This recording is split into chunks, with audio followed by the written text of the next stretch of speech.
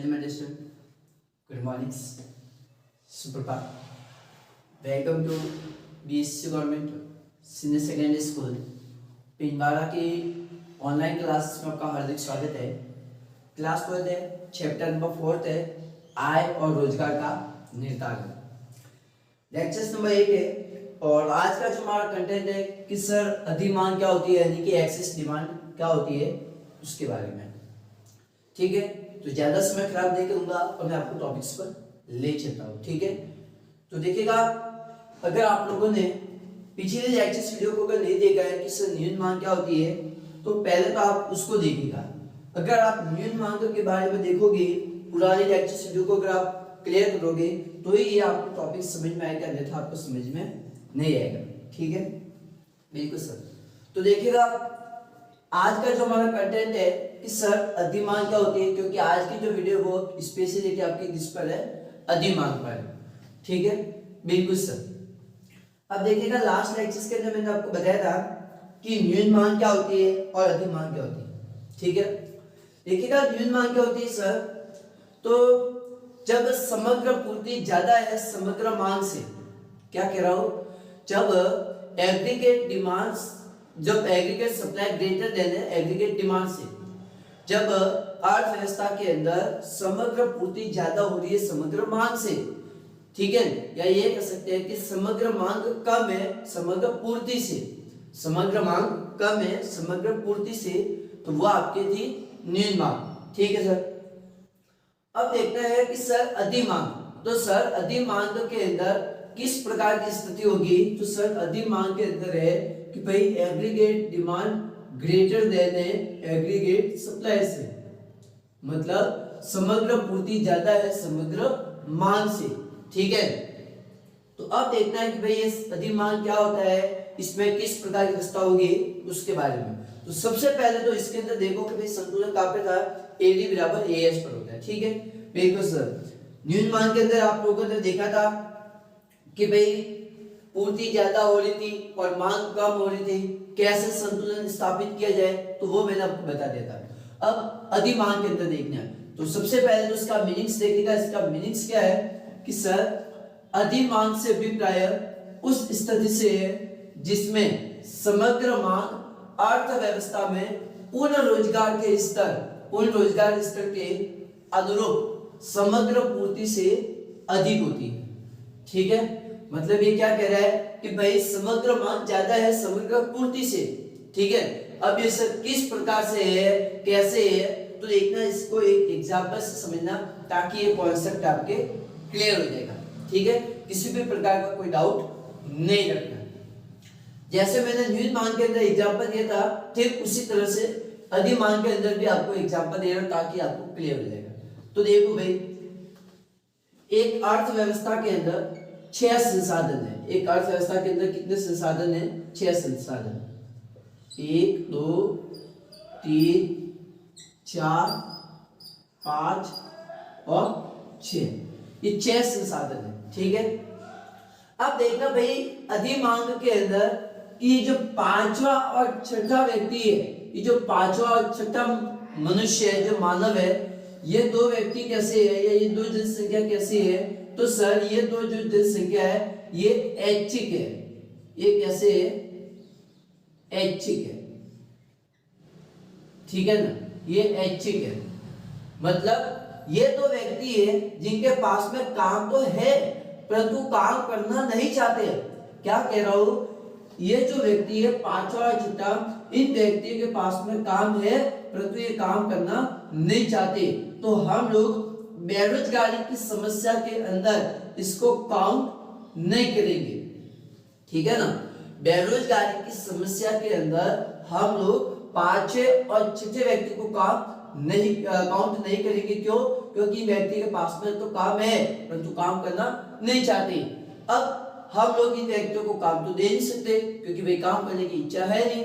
ठीक है, अब देखिएगा, हम ये कहेंगे कि एक अर्थव्यवस्था के अंदर 4 संसाधन है। एक अर्थव्यवस्था के अंदर कितने संसाधन है, 4 संसाधन है। ठीक है, जो कि क्या है, काम करने वाले हैं। पहला व्यक्ति भी काम करता है, दूसरा व्यक्ति भी कार्य कर रहा है, तीसरा व्यक्ति भी कार्य कर रहा है और चौथा व्यक्ति भी कार्य कर रहा है। मतलब ये कैसे है, रोजगार वाले हैं।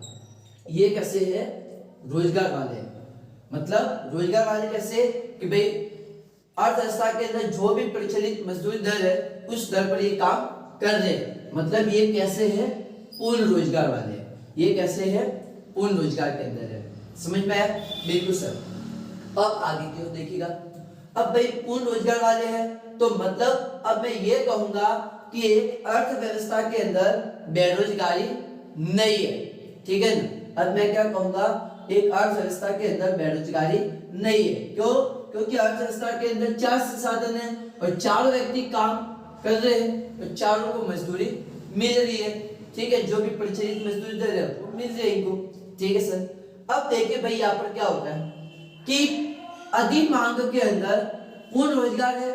ठीक है, और अर्थव्यवस्था के अंदर डिमांड कैसी है, ज्यादा है और सप्लाई कम है।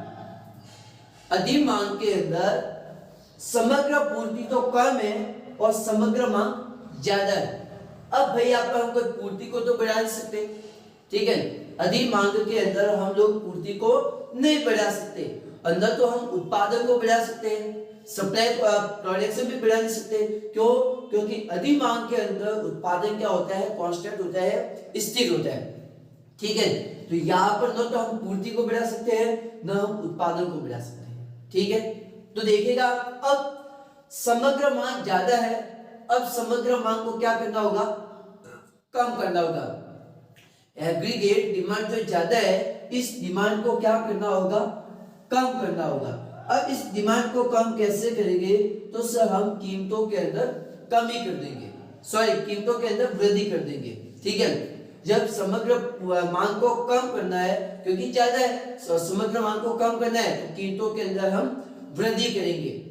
ठीक है, अब इस कीमतों में जब वृद्धि करेंगे तो मांग क्या हो जाएगी, कम हो जाएगी। अब इस कीमतों में वृद्धि मतलब कीमतों का मतलब किससे वो मैं भी बताऊंगा आगे। ठीक है, देखो भाई कीमतों में वृद्धि का मतलब क्या है कि भाई एक अर्थव्यवस्था के अंदर 4 संसाधन है और 4 व्यक्ति के पास में काम है, 4 व्यक्ति को रोजगार मिल रहा है, मतलब अर्थव्यवस्था में बेरोजगारी तो है नहीं। ठीक है, मतलब अर्थव्यवस्था के अंदर 4 लेबर है और 4 व्यक्ति काम कर रहे हैं। अब ऐसी स्थिति में एक उत्पादक क्या करेगा, एक प्रोड्यूसर क्या करेगा कि भाई हर व्यक्ति को रोजगार मिला हुआ है। ठीक है, अब उत्पादक क्या करेगा कि सर ये जो 4 संसाधन है, ये 4 संसाधन अर्थव्यवस्था के अंदर जो डिमांड करेंगे, जिस कीमत पर डिमांड करेंगे उत्पादक को वो कीमत देनी पड़ेगी।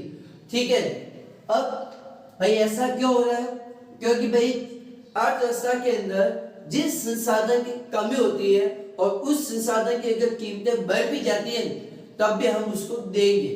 ठीक है, क्यों? क्योंकि हमें उसकी जरूरत है, हमें उसकी जरूरत है। जो डिमांड करेंगे वो डिमांड हमें पूरी करनी पड़ेगी। मतलब यहाँ पर ये जो संसाधन है, ये जो मानव है, ये जो कीमत कहेंगे उस कीमत पर इनको भुगतान करना पड़ेगा, ये कीमत इनको देनी पड़ेगी। समझ में आया? अगर मान लीजिएगा ये 300 रुपए की अगर डिमांड कर रहे हैं तो उत्पादक को 300 रुपए भी देने पड़ेंगे। अगर ये 350 रुपए की डिमांड करेंगे तो ये 350 रुपए भी देने पड़ेंगे। ठीक है, क्योंकि यहाँ पर कीमत तो कम होगी नहीं। क्यों? क्योंकि हर व्यक्ति के पास में काम मिला हुआ है। अगर मान लीजिएगा, अगर जस्ट सपोज ये व्यक्ति कह रहा है कि भाई मुझे, यह उत्पादक कहता है कि भाई मैं तो ये कीमत नहीं दूंगा, तो भाई अर्थव्यवस्था में क्या होगा, दूसरा व्यक्ति आ जाएगा। इसीलिए यहाँ पर क्या हो रहा है मांग के अंदर कि भाई ये जो संसाधन ये जो कहेंगे उस कीमत पर भुगतान करना पड़ेगा ये जो उत्पादक को। ठीक है, तो जब ये कीमत बढ़ा देंगे अपनी, जब ये संसाधन अपनी कीमत बढ़ा देंगे तो ऑटोमेटिक क्या हो जाएगी, डिमांड कम हो जाएगी। ठीक है सर। अब देखो न्यून मांग की ओर। ठीक है, अब आपको किसको देखना है, न्यून मांग के अंदर।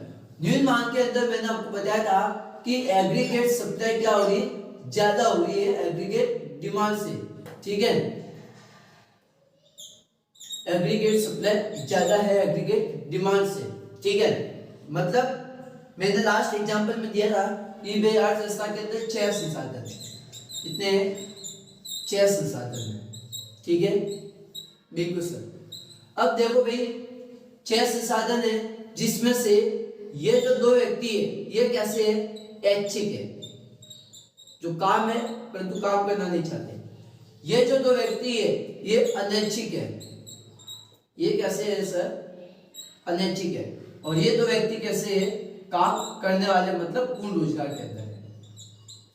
ठीक है, अब देखो भाई यहां पर क्या हो रहा है कि सारे ये जो 2 व्यक्ति है काम करना ही नहीं चाहते हैं। ठीक है, ये 2 व्यक्ति है ये काम करना नहीं चाहते। ठीक है, तो ये बेरोजगारी की समस्या के अंदर काम तो होते ही नहीं है, क्योंकि काम है परंतु काम नहीं कर रहे। अब ये देखो ये व्यक्ति अर्थव्यवस्था के अंदर काम करना चाहते हैं परंतु उनको काम नहीं मिल रहे।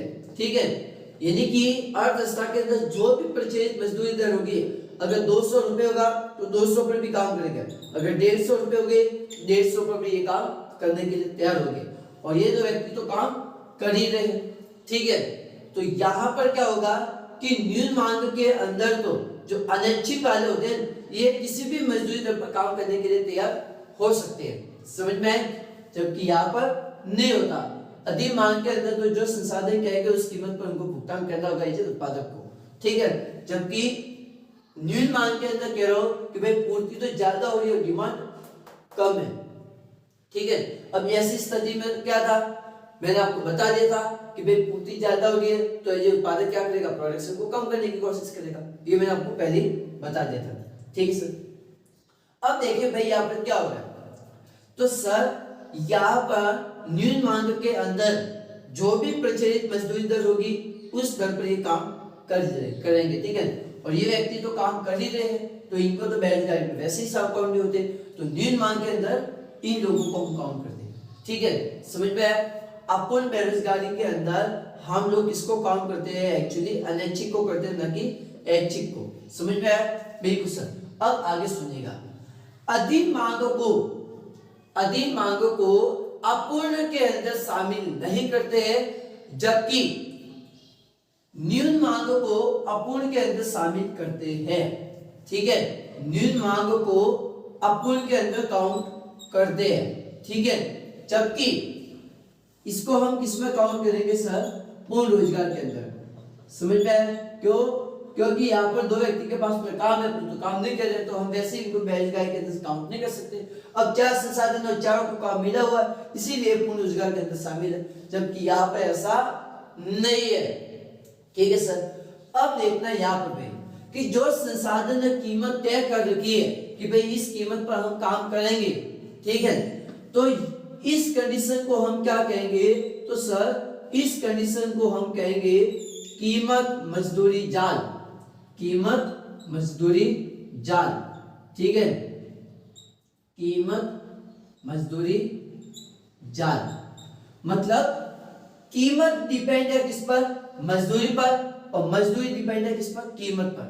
ठीक है, कीमत बढ़ेगी तो किसकी वजह से बढ़ेगी, जब मजदूरों की वजह से, और मजदूर बढ़ाएंगे तो क्या बढ़ाएंगे, कीमतों को बढ़ाएंगे। मतलब इसको हम क्या कह सकते हैं, सर ये कीमत मजदूरी का जाल। जबकि इसको हम क्या कहेंगे, तो सर इसको हम कहेंगे निम्न स्तरीय का जाल। इसको हम क्या कह सकते हैं, निम्न स्तर का जाल। मतलब ये निम्न स्तर पर भी काम करने के लिए तैयार है नैतिक के अंदर, निम्न स्तर का जाल। आप इसको ये भी कह सकते हैं। समझ में आया, बिल्कुल सर। अब अगली बात सुनिएगा, यहां पर मैं ये कह रहा हूं कि भाई अधिक मांग के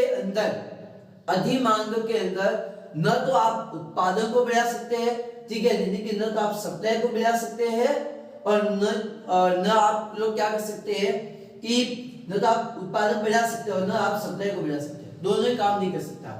यहाँ पर अगर संतुलन करना है कि भाई AS = AD, तो यहाँ पर आप कैसे करोगे, कीमतों के अंदर वृद्धि करोगे। ठीक है, जब कीमत बढ़ेगी तो डिमांड ऑटोमेटिक क्या हो जाएगी, कम हो जाएगी।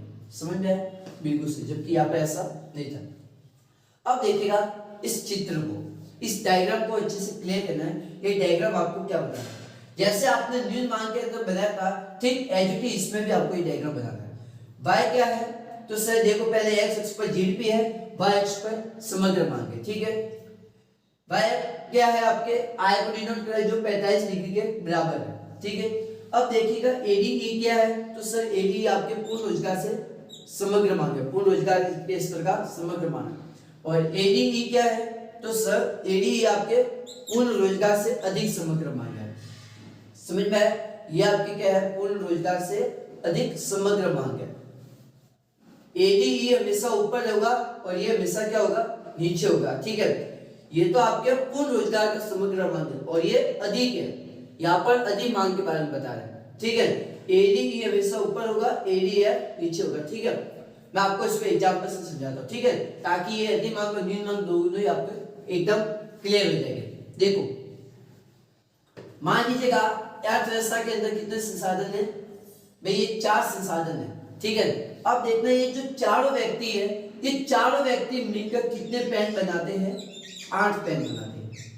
8 पेनों की सप्लाई कर रहे हैं। ठीक है, 4 लेबर है, 4 लेबर कितने पेन बना रहे, 8 पेन बना रहे हैं।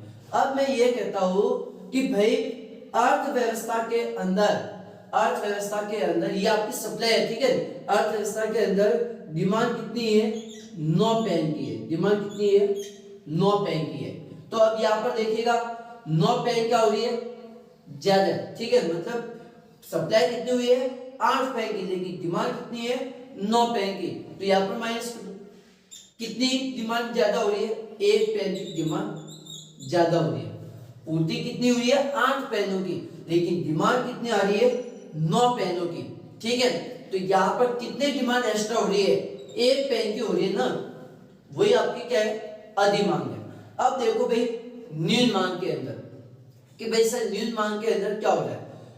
देखो न्यून मांग के अंदर मैं ये कह रहा हूं कि भाई ये जो चारों लेबर है, ये चारों लेबर मिलाकर मान लीजिएगा कितने पेन बना रहे हैं, 8 पेन बना रहे हैं। ये चारों लेबर मिलाकर कितने पेन बना रहे हैं, 8 पेन बना रहे हैं। ठीक है, लेकिन अर्थव्यवस्था के अंदर डिमांड कितनी है, 6 पेनों की डिमांड है। ठीक है, सप्लाई कितनी हुई है, 8 पेनों की, लेकिन डिमांड कितनी है, तो सर डिमांड है हमारे 6 पेनों की।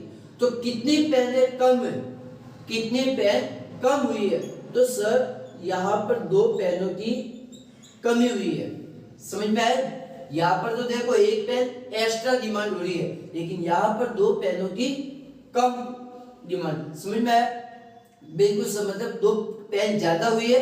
देखो न्यून मांग के अंदर यही है, 2 पेन ज्यादा हुई है, मतलब सप्लाई ज्यादा है, और यहाँ पर देखो डिमांड ज्यादा थी अधिक मांग के अंदर। समझ में आया?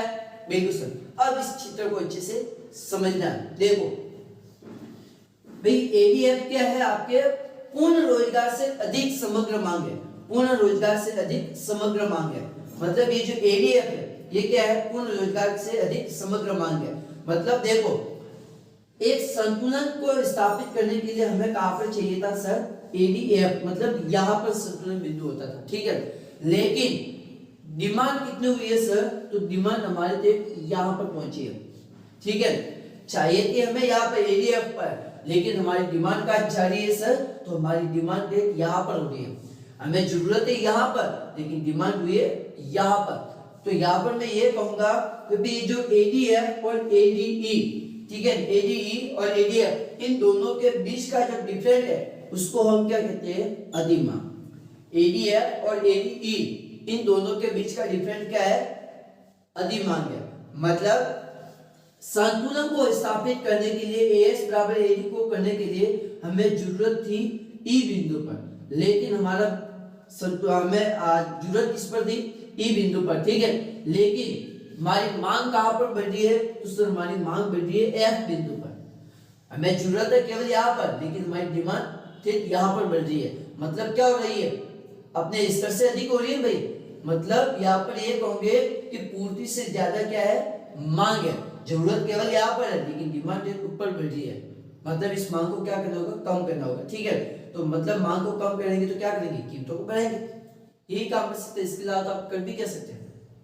ठीक है सर, अब देखना कि भाई ये जो एफ बिंदु है, ठीक है, एफ बिंदु और ई बिंदु इन दोनों के बीच का डिफरेंस क्या कहता है, अधिक मांग, या इसको ये भी कह सकते हैं स्फीतिक अंतराल।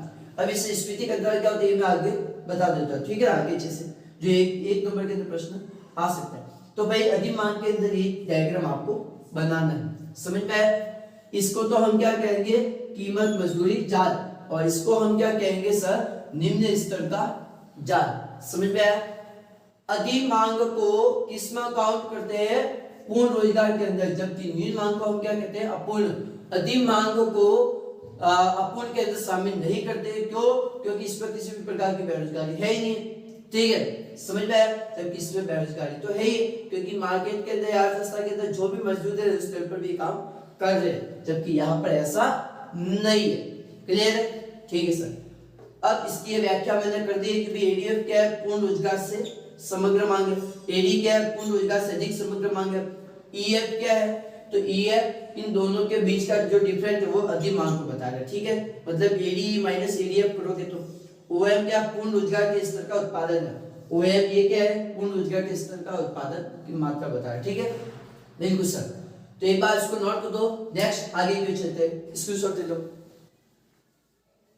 तो देखो भाई, स्फीतिक अंतराल क्या होता है, जैसे मैंने आपको न्यून मांग में बताया था, ठीक उसी तरह से इसमें भी वही काम करना है। ठीक है, मतलब देखो कि भाई किसी अर्थव्यवस्था में पूर्ण रोजगार संतुलन की स्थिति को बनाए रखने के लिए जितनी समग्र मांग की आवश्यकता होती है उससे अधिक होती है। ठीक है, इसमें यही है कि भाई जितनी समग्र मांग की आवश्यकता हो रही है उससे ज्यादा हो रही है। मैंने आपको जस्ट एग्जांपल दे देता हूँ कि भाई आपको समग्र मांग की आवश्यकता है 10 की, लेकिन समग्र मांग कितनी आपको प्राप्त हो रही है, 12। जरूरत है 10 की, लेकिन बात कितनी हो रही है, 12 की, तो वो आपकी क्या है, अधिक मांग। जबकि न्यून मांग में ऐसा नहीं था। न्यून मांग के अंदर क्या था कि भाई जितनी आवश्यकता होती है उससे कम आपको प्राप्त होती है। जितनी समग्र मांग की आवश्यकता है उससे कम आपको प्राप्त होती थी। मतलब 12 की जरूरत है और 10 प्राप्त हो रही है तो वो आपकी न्यून मांग है, और अगर 10 की जरूरत है और 12 प्राप्त हो रही है तो वो आपकी अधिक मांग है। ठीक है सर। अब देखो कि भाई इसमें कमी के कारण कौन कौन से हैं, अधिक मांग या स्फीति अंतराल के कारण कौन कौन से, तो जैसे आपने न्यून मांग के कह रहे थे उसी तरह इसमें भी है। भाई समग्र मांग के घटक कौन कौन से, तो उपभोग व्यय, निवेश व्यय, सरकारी व्यय और शुद्ध निर्यात। ठीक है, अब जहां पर वृद्धि थी वहां पर कमी है, जहां पर कमी है वहां पर वृद्धि है। मतलब जाहिर सी बात है, अगर अधिक मांग करना है तो आपको क्या करना होगा सर, कि उपभोग व्यय के अंदर वृद्धि करनी होगी, निवेश के अंदर वृद्धि करनी होगी, सरकारी व्यय में वृद्धि करनी होगी, और क्या कहते हैं, निर्यात के अंदर वृद्धि करनी होगी। ठीक है, देखो मैं इसके कारण को आपको बता देता हूँ। ठीक है, नीचे से जस्ट इसका ऑपोजिट करना, जहां पर कमी हो रही है वहां पर वृद्धि करनी है। ठीक है, मतलब पहला पॉइंट आप इसमें ये लिख सकते हैं कि उपभोग व्यय समग्र मांग का एक महत्वपूर्ण घटक है, अर्थात उपभोग व्यय में अगर वृद्धि होगी, ठीक है, अगर उपभोग व्यय में वृद्धि होती है तो निवेश में तो बचत में क्या होगी, कमी होगी, जिससे क्या होगी, अधिक मांग की समस्या उत्पन्न होती है। ठीक है, तो लिख सकते हैं कि भाई उपभोग व्यय, ठीक है ना, आपको कैसे लिखना है मैं आपको बता देता हूं। उपभोग व्यय समग्र मांग का एक महत्वपूर्ण घटक है। ठीक है, उपभोग व्यय समग्र मांग का एक महत्वपूर्ण घटक है, महत्वपूर्ण घटक है जिसमें उपभोग व्यय में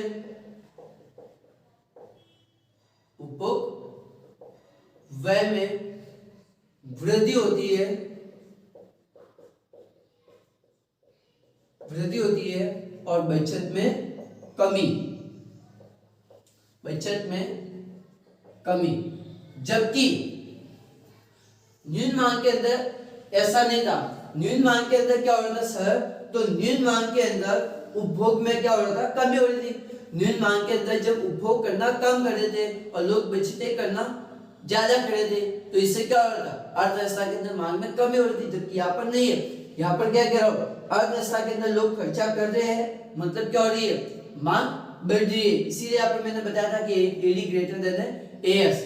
ठीक है, तो जब लोग उपभोग व्यय बढ़ाना स्टार्ट करेंगे, ठीक है, तो इससे क्या होगी, मांग अधिक होगी, और उपभोग व्यय में जब वृद्धि होगी तो इसका मतलब जाहिर सी बात है, लोग बचत करना कम करेंगे।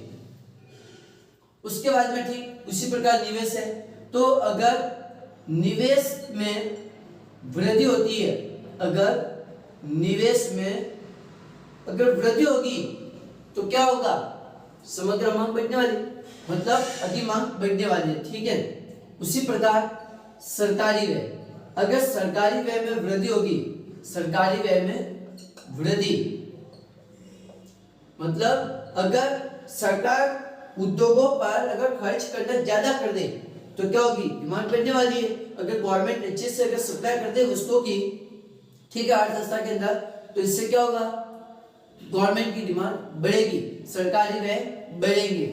उसी प्रकार निर्यात में क्या करनी है सर, निर्यात में वृद्धि, अगर निर्यात में वृद्धि होगी तो डिमांड बढ़ने वाली है।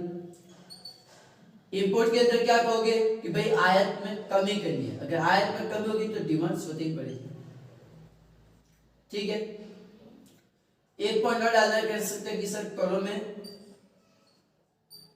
कमी, अगर टैक्स की रेट अगर कम करूंगा तो डिमांड क्या होगी, बढ़ेगी, अगर टैक्स की रेट कम होगी तो डिमांड बढ़ने वाली है, ठीक है सर। अब देखो उसके भाई परिणाम क्या है, जैसे न्यून मांग के थे, ठीक उसी तरह इसके भी परिणाम है, इसका ऑपोजिट कर दो। न्यून मांग के अंदर वास्तविक स्टॉक ज्यादा था, जबकि यहाँ पर क्या है, इच्छित स्टॉक ज्यादा है, समझ में आया, मतलब यहाँ पर कौन सी कंडीशन हो रही है, एडी ग्रेटर देन एएस वाली, ये कंडीशन फॉलो हो रही है। मतलब यहाँ पर क्या हो रहा है कि एक उत्पादक बिना पूरी की गई मांग की भी हानि उठा रहा है, एक उत्पादक बिना पूरी की गई मांग की हानि उठा रहा है। मतलब मैंने आपको पहले ही कहा था कि भाई अर्थव्यवस्था के अंदर मान लीजिएगा सप्लाई हो रही है 10 पेनों की, लेकिन डिमांड हो रही है 12 पेनों की, तब यहाँ पर एक उत्पादक बिना मांग पूरी के भी हानि उठा रहा है। मतलब डिमांड हो रही है 12 की और सप्लाई हो रही है 10 पेनों की, तो 2 पेनों के तो ऑलरेडी इसको क्या नुकसान हो ही रहा है, ठीक है सर। अब देखो यहाँ पर मैं क्या कह रहा हूँ, अधिक मांग के अंदर क्या हो रहा था भाई, मैंने आपको बताया है कि भाई यहाँ पर संसाधनों का पूर्ण उपयोग हो रहा है, अधिक मांग के अंदर संसाधनों का पूर्ण उपयोग हो रहा है, जबकि न्यून मांग के अंदर ऐसा नहीं था। न्यून मांग के अंदर क्या था, तो सर न्यून मांग के अंदर संसाधनों का पूर्ण उपयोग के बिना, मतलब वहां पर अपूर्ण था, जबकि अधिक मांग के अंदर पूर्ण रोजगार है। ये मैंने आपको बताया क्योंकि अधिक मांग के अंदर क्या है, दो व्यक्ति है जो काम करना तो चाहते ही नहीं, काम है तो काम करना इच्छा नहीं, तो इनको वैसे हम काम नहीं दे सकते, ठीक है। तो यहाँ पर क्या हो रहा है, इच्छित स्टॉक तो ज्यादा है लेकिन वास्तविक स्टॉक कम है, एक्चुअल स्टॉक क्या है, कम है, क्यों, क्योंकि हमने स्टॉक कम किया है, स्टॉक की सप्लाई कम की है और डिमांड ज्यादा हो रही है। उसके बाद में कह सकते हैं कि भाई अगर कीमतों में वृद्धि होती है तो इससे क्या होगा, मुद्रास्फीति की स्थिति उत्पन्न होगी। अगर मैंने बताया डिमांड ज्यादा है, इस डिमांड को क्या करना, कम करना है, तो डिमांड को कम करने के लिए मैं क्या करूंगा, ऐसे प्राइस को बढ़ाऊंगा, और जब प्राइस को बढ़ाऊंगा तो मेरे पास में स्फीति की स्थिति उत्पन्न हो जाएगी, ठीक है, जिसको मुद्रास्फीति कह सकते हैं यार। उसके बाद में तीसरा है कि भाई अधिक मांग के संसाधनों पर भी मांग का दबाव डालती है, ठीक है। मैंने बताया अधिक मांग में क्या हो रहा है, संसाधनों पर तो भी दबाव है कि भाई संसाधन जो कीमत कहेंगे उस कीमत पर भुगतान मिलेगा इनको, ठीक है। मतलब कीमत फंसाती है किसको, मजदूरों को, और मजदूरें फंसाते हैं कीमतों को, ठीक है, क्योंकि यहाँ पर अब जरूरत किसकी है, संसाधनों की, कारक की है, ठीक है। तो जो मजदूर कहेंगे उस कीमत पर भुगतान मिलेगा इनको, क्यों, क्योंकि इसकी कमी है, ठीक है सर। इसके कारक लागत भी बढ़ती है, ठीक है, जिससे जो फैक्टर कॉस्ट है वो भी क्या होगी, बढ़ेगी, क्यों, मैंने बताया क्योंकि संसाधनों की कमी है। परिणाम स्वरूप सामान्य स्तर में और वृद्धि होगी, ठीक है, सामान्य स्तर जो जनरल प्राइस के अंदर और बढ़ेगी कि भाई लेबर की नॉर्मल प्राइस है 250 से 300 रुपए, अब अगर लेबर डिमांड कर देगी भाई हमको तो 500 रुपए चाहिए, जो उत्पादक 500 रुपए भी अदा करेगा, ठीक है सर, उत्पादक को देना, ठीक है, क्योंकि संसाधनों की कमी है।